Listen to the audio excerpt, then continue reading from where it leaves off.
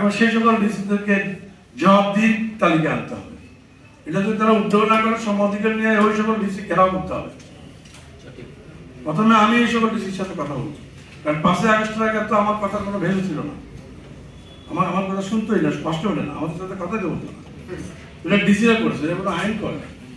অর্থাৎ এখন আমি নিজে প্রথম 3 ডিসিকে বলবো যে আপনারা এটা কি করছেন, তারপরে যদি তার কথা না শুনে আমরা সমাধিকার ব্যানারে আমরা 3 ডিসিকে ঘেরাও করবো কর্মসূচি, দেখবেন এটা অটোমেটিক্যালি এখন আপনার জায়গা আছে বাজার ফান্ডের অধীন, আপনি কিন্তু বাড়ি বানানোর টাকা পাচ্ছেন, লোন পাচ্ছেন।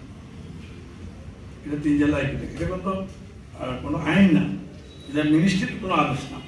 এটা এখানে একটা দুষ্ট একটা ডিসি ছিল, সে এই কাজটা করে গেছে। প্রতাপ সিং মানে ইসকনের লোক ছিল।